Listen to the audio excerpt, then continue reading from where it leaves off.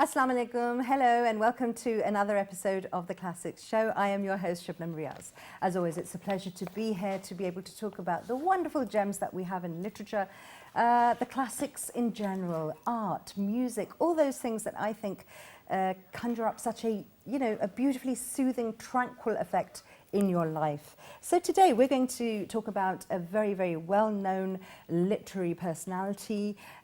He was an Irish playwright, novelist, poet, essayist, and we're going to talk today about none other than the great Mr. Oscar Wilde. Now, Oscar Wilde was born in 1854. And he was the son of Irish parents. And he experimented in many forms, playwriting, essay writing, poems, prose. A very well-known person because of his satire and his wit as well.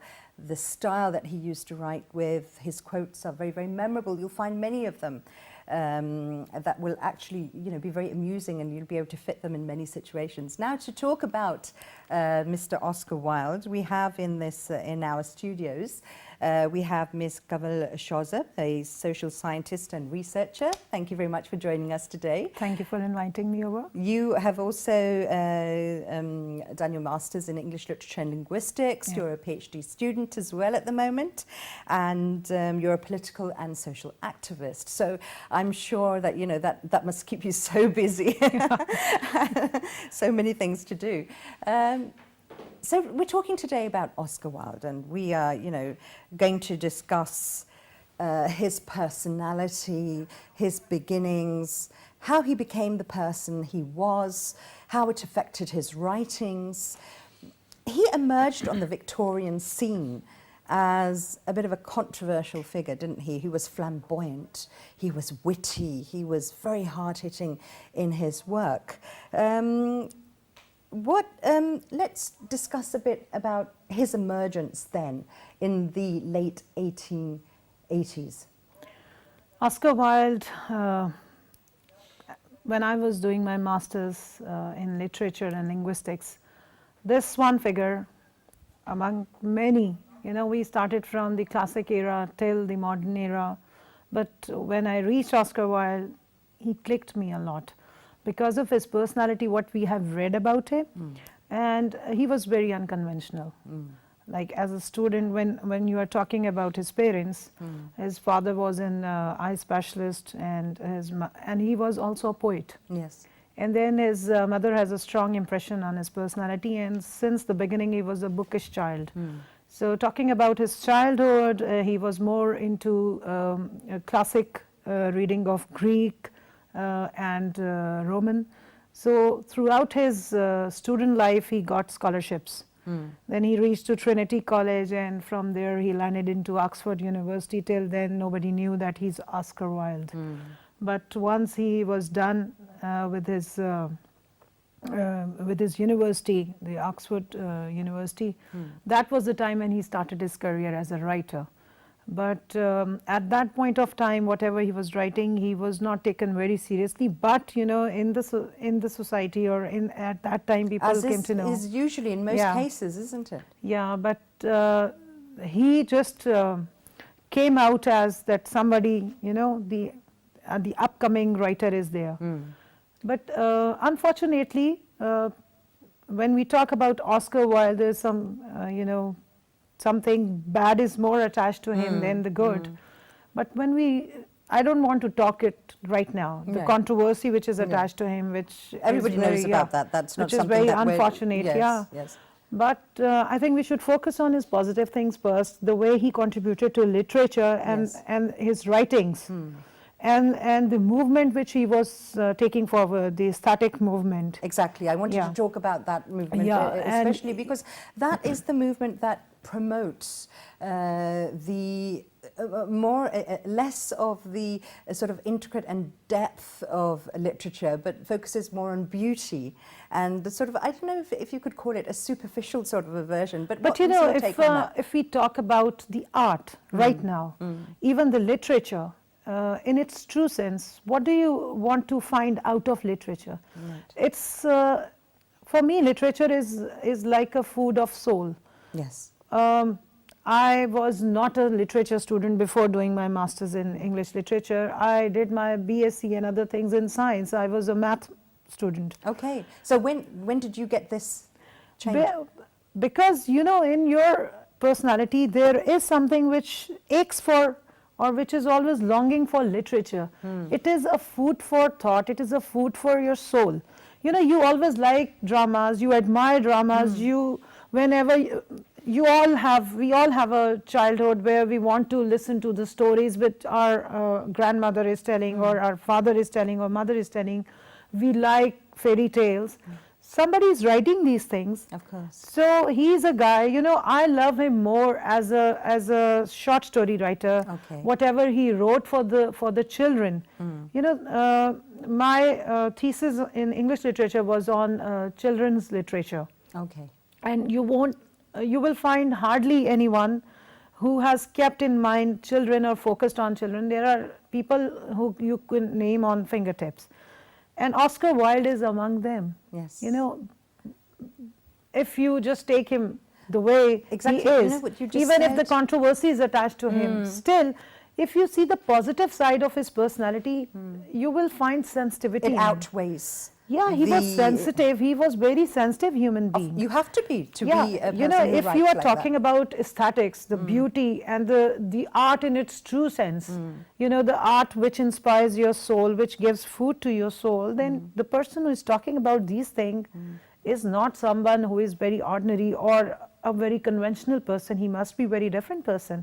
He has a different perspective of his personality which people fail to understand, or maybe they fail to judge, or maybe they never wanted to, you know, explore those. Or maybe it was just too early for them to understand that. Yeah, that his lifespan was unfortunately very small. 46 years of his life, he died. but you know, so dynamic, and the hard work behind it. You know, when we are growing up, first 20-25 years we are getting education, we are doing stuff. At that point of time, you are nobody. After 25-26 years, then you start pursuing your career. If someone at the age of 46 has achieved so much, he must be someone very special as a person. So keeping aside that controversy which was attached to him, and which later on got more publicity than his works, yes, I find him very different. Do you feel that now that we're talking about this, that is there an element of negative publicity that contributes to the success of a writer? Yes, there must be. There are always jealousies attached to people, and especially to those who are, you know, going upward very fastly. Maybe, and he was the flag bearer of some sort of this movement, the aesthetic movement, Yes. which was not acceptable at that point of time. You know, he, after completing his graduation from Oxford University, he went on a series of, he delivered at least 140 lectures, and he went to America at that point of time, and he met many writers of that time, and he visited America, he visited Canada, and there he was talking about all aesthetic movement. Right. And you know, there were so many followers. People, Because it was so appealing to them. yeah, people went crazy after him. That might be And threatening. then and then there was his personality as well, him as a person. Yeah. Because he used to strike them as being so different. He was unconventional. 140 lectures Yeah. in 6-7 months. It's not that easy. Of You know, course. someone who is so young, who is in his late 20s and who is delivering lectures and Yes. taking something forward which is very unconventional, and the society is not ready to We're not accept ready it for- at that point of time. So do you think that in a way the late Victorian era was not ready for him, for his personality, for his thoughts, for his work, for his style of writing? My opinion is different. I think in any era, when someone who is a genuine thinker, who is a leftist, who does not go with the wind, and he's going against the currents, is always a challenge to that time, to that society, and the rulers. You know, whatever everyone is doing, if somebody is coming from, you know, the opposite side, people would point out that what are you doing? Right. Why you are not going with the flow? Yeah. He was going against the flow. Exactly. So that was his crime, basically. Hmm. And his only novel, Picture of Dorian Gray, Yeah. became very controversial, and that was even used against him when he was pursued in a case. Hmm. At that point of time, it was banned. Hmm. It was banned, and it was labeled as against the morality or the morals which were established in the society. But later on now, we take it as the precious treasure of As literature. art and literature that it is. He used to, his wit, his sarcasm, that is something, I mean, you have many writers that you can enjoy. You can enjoy for the beauty with which they write. You can enjoy for the command of the language that they have. But having a wit and an intellect and having that biting sarcasm that he used to have, I think that was another feather in his cap, wasn't it? It was. He was very witty. And if you read his stories, the short stories I would mention first, and later he was a playwright, but he was writing comedy. And that was a social satire, and that's really difficult. That you laugh in front of people, and In through that laughing or situation. through comedy, Yeah. you're just telling the most serious problems of your society. Though he was against this thing, the aesthetic movement has its own, dimensions, and it has its own pros and cons. Right. But the main objective of aestheticism is that you don't have to be, in literature, you don't have to go for morals, or there should be some hidden meanings to it, or there should be some depth to your writing. It should be art for the sake of art. That was the motive behind it. Yeah. Yeah. Yes, And aesthetic still motive. you find his writings, they are Yeah. very beautiful. You'll find the colors, you'll find the aesthetics, the true aesthetics. Yet the social satire is there, the intensity is there which touches your heart, the message is always there, and there is no tragic end.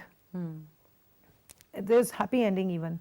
Even if the tragedy is there, you tend to, shed some tears, you feel it in the heart of your heart, but yet the beauty and the flowing, The flowers there. yeah. It sweeps you away. Yeah. That's absolutely true, Gaurav. and you are so, when you're Mesmerized. reading it, Yeah. you feel, you can imagine it, you can see it. That's the beauty of his writing. It's not that you are just reading it, the words are in front of you. You absorb it. You are absorbed into it, and you can view it. When I was reading his stories or even his novel, I was reading it, but I was feeling as if I'm watching a movie. And that in itself is the imagination. most successful aspect of any writer, to be able to connect with the reader in such a way And as that you depicts have his just intelligence. described. If your children, Yeah. in their tender age, when they start reading, if they develop this quality of imagining, the words turn into impressions, or if they can visualize it, their intelligence, develop 100%. That's true. Now, as you were speaking about his only novel, The Picture of Dorian Gray, he one thing that used to bother him a lot was the sort of the double standards of society and the hypocritical aspect behind it, and the double life, the living of a double life. He said, he's known to have said that he could identify with the three main characters in the novel. How much of him was in that? I think people say that actually he was writing his own story in Dorian Gray. I don't agree. Actually, he was writing story of every second man in the society. It was not he was depicting himself. He was depicting the entire society, the hypocrisy of the society. We want, the theme of the story or the novel is that Mr. Dorian Gray, he sell his soul, and the portrait which was made, It changes over time and reflects his... His wish was that the portrait should receive all the aging and all the bad stuff, and he should remain as young, youthful and beautiful as he is. Meanwhile, he's doing all the evil things he wants to do and enjoy the lust and whatever. Don't you think every person in the society has somewhere these things? The problem is that we don't want to disclose these aspects of our personality. The evilness we don't want to show. Of course. We have different, I was a student of linguistics, and we read the main thing about linguistics is you have different language, you have different style at different places. For example, your language at home is different. You'll portray yourself and your language in office or your workplace differently. You are different. The choice of words will be different among your friends. And you are different. Your language and words are different when you are sitting with your relatives. That's absolutely true. So how much difference you have, isn't it hypocrisy? When we say we are now our true self, what that means. Like if I'm a student, in front of my teacher I'll be different. With my peers, with my friends I'm different. With my family I'm different. With you I'm different. I'm sitting here, I'm different. At my workplace I'm different. What I am. So in other words, there are new things that we can learn about ourselves as well every day, and some of those things are not going to be things we like. Actually, he opened the entire society. And that was the reason people did not like him. He was so blunt, because we have those layers of morality, the beauty, the good personality, mannerism, social manners. We just wear these layers, you know, and whenever we need any layer, we just put it on and switch it on. The mode is changed, and we just become as perfect as the situation is required us. Absolutely. But he was a guy who was very original. I guess he opened up his life, and he opened up the paid entire. for it, didn't he? Yes, He because paid the for being so society open never because likes weren't, it. Yeah, they weren't ready to accept Yeah, him. So because he was persecuted for I would being not himself. like if somebody exposes me and exposes those secrets which I'm hiding inside my personality. Of course. I would never let you know what I am from inside. You know, I've just quoted how we behave. We behave differently in different situations. We will never be our original self. The mask we have. We have The different mask that we have and the masks that we use in Yeah. different situations. You're absolutely right. We don't want anybody to see behind that mask. We don't Yeah. want anybody to take that mask away. Not That's even, what Oscar sometimes Wilde we are did. wearing masks in front of our parents, even the people who are very close to us. We just keep that mask to our face. But Oscar Wilde was someone who just took off that mask And he said, here are the bare from facts. the entire society. Yeah. And that was his sin. I will Absolutely not true. justify his deeds, but that was his biggest sin, that he took off that mask from the face of the entire society, which was there, Yes, of showing course. we are, you know, we have high morals, Yeah. and we are This is this what and you're that. supposed to be doing, and this is what you show you're doing, and this is actually what you are doing. So this is the sort of the rude This was awakening. his aestheticism, I This was must the say. rude awakening. This was his beauty, that he showed the ugliness of society. Ah, that's a very, very nice comment. Yeah. So that was his novel. Now he wrote plays as well. The Importance of Being Earnest, a trivial comedy for serious people. That was a play by Oscar Wilde. When they entered, they found hanging upon the wall a splendid portrait of their master as they had last seen him, in all the wonder of his exquisite youth and beauty. Lying on the floor was a dead man in evening dress, with a knife in his heart. He was withered, wrinkled, and loathsome of visage. It was not till they had examined the rings that they recognized who it was. So you see, A complete summary. yeah, portrait was beautiful. Yeah. At the end of the day, And there the master was his was ugly. existence. Yes. So this is how he depicted the society. Now it is a precious piece of literature, and I think everybody should at least once read it, That's absolutely true. and read it in its true sense. That's absolutely true. As you know, we talk about on this show as well. We talk about promoting literature and bringing people back to reading and back to books. How do we go about doing this in a conscious manner? with our children, with younger people, or even with people who are older than us? Or how do we do this at a conscious effort? You're a student of this subject.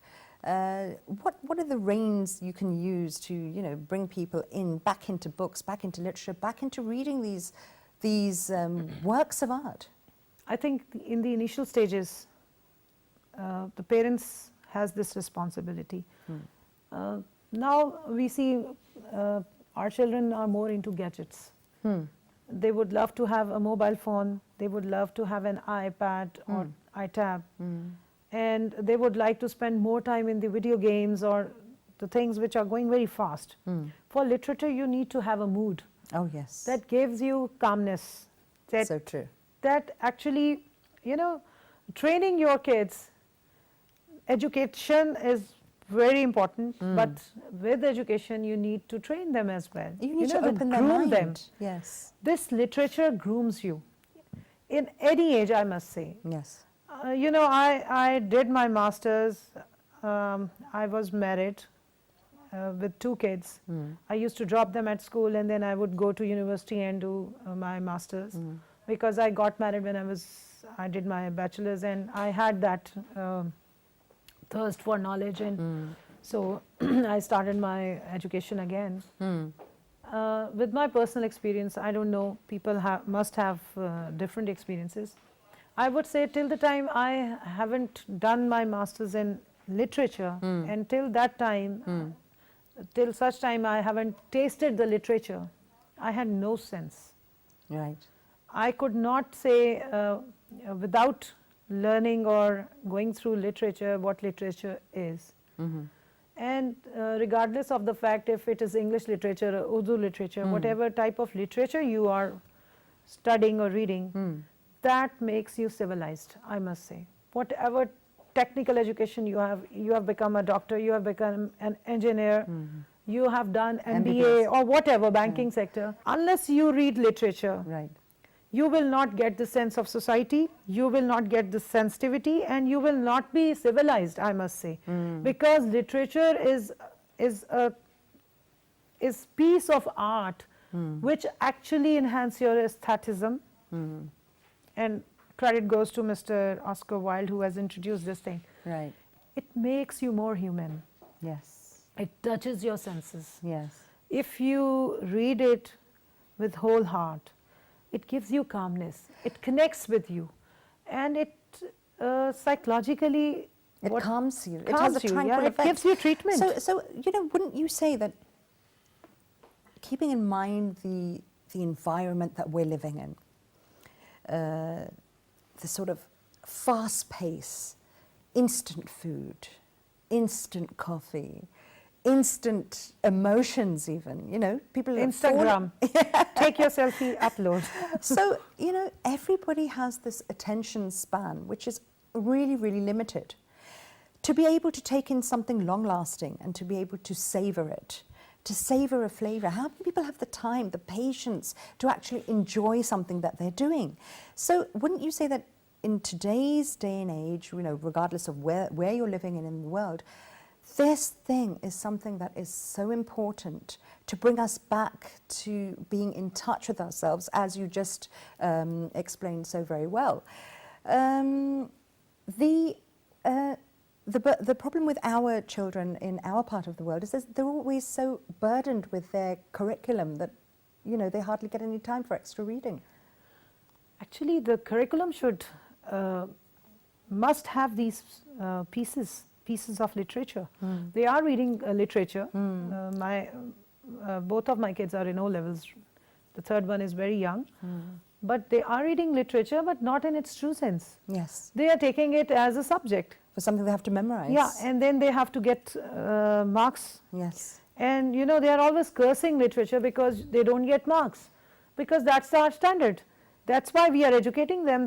They are picking and choosing the subjects, those subjects in which they can score more marks. And that's the reason why people have left philosophy. You know, it's vanished. Yes. The philosophy is no more part of our subjects.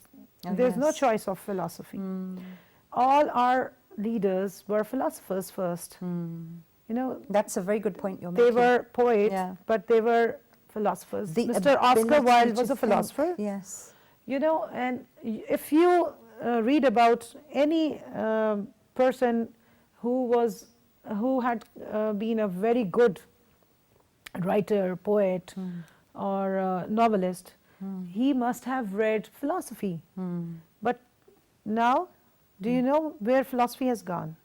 Same is happening with the literature. Same is happening with the humanities.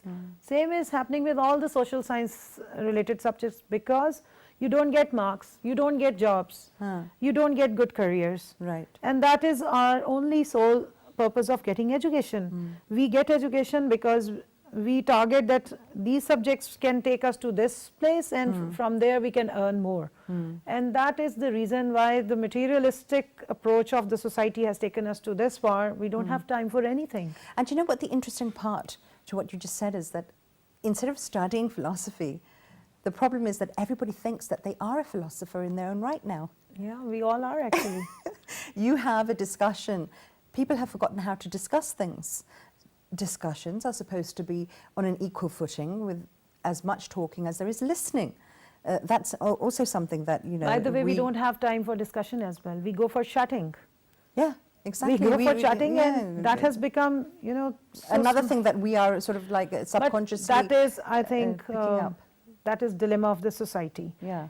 Those societies who have excelled, they have literature Oh, yes, definitely. as their prime subjects. Absolutely. Because it gives food to your thought, it opens your mind, it opens your thought process, and it gives you insight of the personality and the society.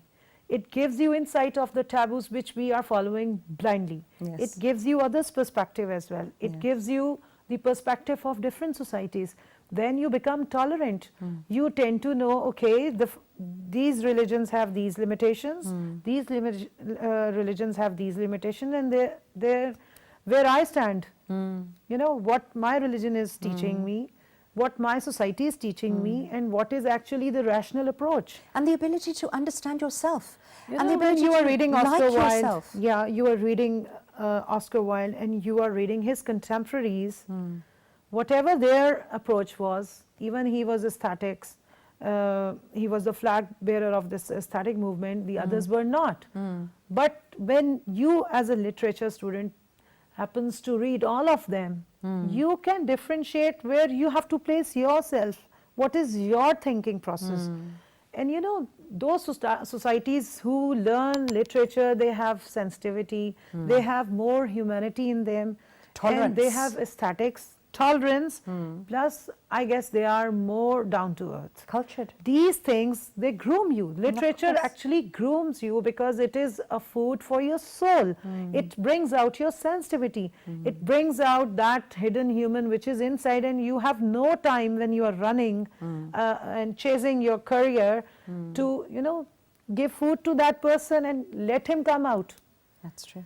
And I actually discovered myself when I read all these things. Mostly I don't agree with, but mostly yes. I feel as if I would have been writing, I would have writing the same thing. And sometimes I feel, okay, this is also a view which is, you know, there in the society. And to be able to entertain a thought, that's also a part of literature.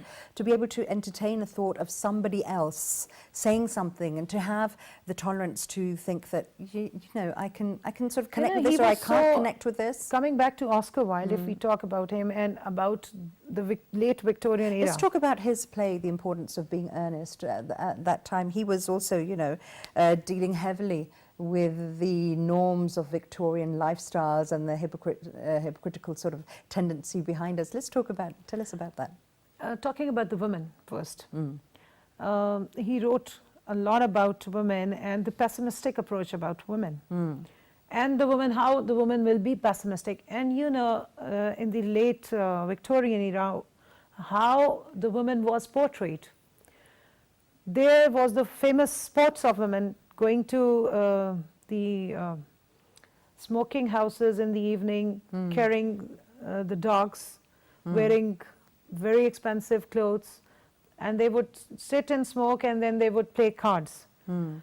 So all his writing in a very, comedian manner, or in a very, sharp manner, in a sharp satire, he has pointed out different ills, how women is portrayed Right. in the Victorian era, and how she could be actually. Yes. So, I'm speechless. At that time, The to be able to hypocrisy in the identify society, if you see and compare it now, how we are portraying our women. That's true. The objectification of women is something that happens at a conscious and a subconscious level all Just the time. talk about different stratas. In the top, or the strata where we find wealth, money. The application differs, but Don't it's you there think in it's everything. it more like Victorian era, late Victorian era, how the women are depicting themselves. That's true. We are bound, or we are bound to have different labels. That's true. ABC in different, I would not say the designer made things, but we like to carry stuff which has A, B, C, D in different ways, the alphabets, and that gives us pride. Right. Our personality is hidden behind all those ABCs. I don't know why. So whenever I read Oscar Wilde, I find myself in that era, because there's no difference up till now. 1880s, and now it's 2017. Centuries have passed, and Oscar Wilde is still here. Absolutely. He's among That's us. very true. Okay, now we will. I'll read one of Oscar Wilde's very famous poems, and that is the Ballad of Reading Gaol, and that is The last describing him exactly. Yeah. It's a very, very emotional and a sentimental poem that he wrote straight from the heart, and this is how it goes. The lines, you will find them in many, many quotes. You'll find it being shared in many, many places because of the sensitivity behind it. Yet each man kills the thing he loves. By each let this be heard. Some do it with a bitter look, some with a flattering word.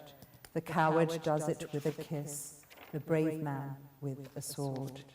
Some kill their love when they are young, and some when they are old. Some strangle with the hands of lust, some with the hands of gold. The kindest use a knife because the dead so soon grow cold. Some love too little, some too long. Some sell and others buy. Some do the deed with many tears, and some without a sigh. For each man kills the thing he loves, yet each man does not die. That's extremely beautiful, isn't it? It is. Have you read his short story, The Happy Prince? No. It is a story which actually touched me from my heart. Okay. And that was the first story or any piece of writing which I've read from Oscar Wilde. And that was the inspiration when I started reading more about Oscar Wilde and then his more writings. So I would like to read a few lines from Please. The Happy Prince. Right. And it depicts what was the situation of people in the late Victorian era. Okay. Okay, there was a character, a swallow, and a statue of a prince Okay. who was talking, and he had a heart of gold. So the prince is talking to the little swallow. "Dear little swallow," said the prince, "you tell me of marvelous things, but more marvelous than anything is the suffering of men and of women.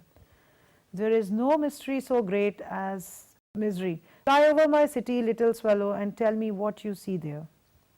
So the swallow flew over the great city and saw the rich making merry in their beautiful houses, while the beggars were sitting at the gates. He flew into dark lanes and saw the white faces of starving children looking out listlessly at the black streets. Under the archway of a bridge, two little boys were lying in one another's arm to try and keep themselves warm. "How hungry we are," they said. "You must not lie here," shouted the watchman, and they wandered out into the rain. Then he flew back and told the prince what he had seen. "I am covered with fine gold," said the prince. "You must take it off leaf by leaf and give it to my poor. The living always think that gold can make them happy." Leaf after leaf of the fine gold the swallow picked off, till the happy prince looked quite dull and grey. Leaf after leaf of the fine gold he brought to the poor, and the children's faces grew rosier, and they laughed and played games in the street. "We have bread now," they cried. Can you relate it Beautiful. with the present? Of course. You know, it is a story of all the eras. It's not timeless. It's timeless. Not about any Victorian. specific part of the world either. You see, it was a statue of a prince who was covered with gold. And on the other side, what is the depiction? How the people are suffering. So the statue of gold is being so generous, he's telling the swallow to take off all the gold and give it to the needy. And in the end, he has given the 2 diamonds of his eyes, and he was left with a heart, which was of gold. So that was a social satire. You know, And then that again shows his depth and sensitivity. about the society, Yeah. about the attitude. So his stories, his piece of writings are timeless. They are. You can relate his stories. You read Oscar Wilde and you'll find he's sitting next to you. He's talking about your time. He's larger than life. Yeah, Yeah. he's talking about his stories, his satire. You can relate with your present time. Absolutely. Even his poetry, you can relate yourself with it. That's true. So talking about the picture of Dorian Gray, as we were discussing, it is actually the mask taken off from the society. Yes. Now, when he died at, the relatively young age of 46, he was in poverty. The common denominator, the current recurrent theme of artists, painters, poets, writers, being in that state and then being recognized after their lifetime, how do we sort of join all those links? Dilemma, I guess. I think about these things and I have no answer why it happens. Not with the Oscar Wilde, with many others. Yes. Even the poets of our times. Yes. We find some breaking news one day, or we find in a news bulletin there is an announcement, today is the 50th birthday of that poet who died years back. And he was and if you work back and just find out how he died, Like I said, the recurrent theme. you will find Oscar Wilde there. Yeah. Yes. He was starving, he did not have money, he did To not, pay his medical expenses. Yeah. and there was nobody to take care Take care of him. of them. Why? And then isn't we this are admiring their works when they're gone? way after they are gone. This is a dilemma of the society, I must say. We don't recognize people when they are among us. And even the artists. There are many artists who still need us right now, who need the attention of government, I must say. Yes. And still, I think, as a society, we have failed to establish something for these people who have very sensitive heart, who depict the beauty and ugliness of our society. And what you just said is also so heartbreaking, that because they are such sensitive people and such sensitive individuals, for them then to end up in this way, it must, in their last moments, the things they must have been thinking. Maybe their last moments come so early because they are so sensitive, because they feel more than the normal common people. Yeah. They feel life and its miseries in more intensity than we normal people do. And that is the reason they just die in such early ages. You read or talk about other poets even, or the writers, most of them you won't find living for long. Maybe they exhaust their energies in thinking because they are imaginative, they are forward looking. if Oscar Wilde in 1880s is thinking and writing the stuff which is still, you know, relevant. it is still relevant. You find It's that still Oscar Wilde is writing unresolved. right now. It's still something that, you know, it punctuates society. It is depicting the perfect picture of our society right now. Sitting in Paris or sitting in Dublin, Oscar Wilde, we can relate to him. Yes, we can. Isn't it awesome? Yes. Isn't it something very different? You cannot relate to me, I cannot relate to you. We are different people, but There is as a that common writer- factor there. Yeah. And that is the beauty of literature, the beauty Yeah. of art, the beauty of the classics. And I that think we just fail to understand this phenomena yes. of I don't know, it's a complete phenomena how these people emerge into someone who becomes so larger than life, who is so genius to write stuff like that, which is, you know, timeless. Anybody can read that thing in any era, can easily relate to it. And then their end, their circumstances, their miseries, they remain the same in every era. Yes. Oscar Wilde of our present times are suffering the same which Oscar Wilde or even the people before him were suffering in centuries ago. That's true. Absolutely. I think for our present time, even art, there's no promotion of art. There's no promotion of poetry, there's no promotion of good in fact, piece you'll of... find writers are constantly struggling to get an audience, to you know, To get that recognition even. Because the point is that if you have created a work of art, regardless of how big or how small or how, you know, how much it will impact anyone, it is a personal work of art. So until you have the observer, the reader, the eyes, the ears, the listening and the vision, it's something that is just there, and it's just wasted, isn't it? You know, there's a cycle of demand and supply. In economics, we read it. It's very common. For any commodity, if you have demand, then there will be a supply. And now we just criticize that we are not getting a good piece of art, we are not getting good piece of literature, because there's no demand for it. There's no market to it. People are not ready to read. They don't have that taste for literature, or they don't have that thirst for literature. So that is the reason nobody is opting for these professions, or nobody is, you know, encouraged to become a literature a poet. You know, if your society is closing doors to these things or to these subjects, there's a big disaster waiting for us. We are already, you know, heading towards some volcano, I must say. And I would appreciate that you have started this program where at least someone is discussing these gems. Because it's so important to It bring is these very into important. and the great thing is that people are actually watching the show and they're giving good feedback, and they're saying that we are actually, you know, we saw this show and because of that we wanted to read so-and-so writer or their work. So that is a sort of a No, I success really in itself, appreciate, really. and when I get to know about this program and when I was invited, I was literally shocked. Okay, there is a channel and which is allocating time for the literature, and who is, you know, giving time and making efforts to go back in time and bringing out all these gemstones which, you know, everyone Which actually is must. so sad, isn't it? Because if you think of all the channels that we have in the country, And the race. And the race.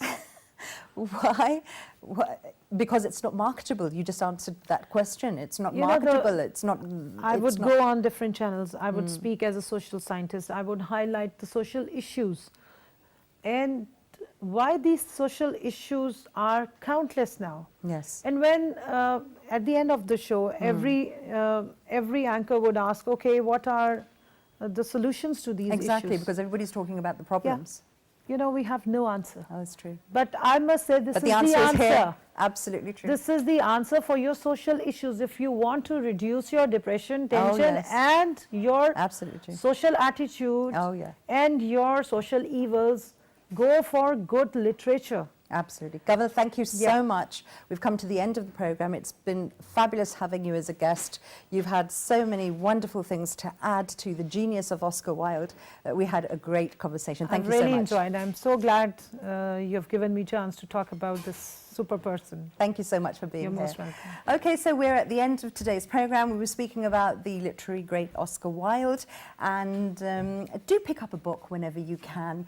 Get yourself refocused and realigned, and take out some time for yourself to come into a tranquil sort of part of life. And until next time, see you then. Bye-bye.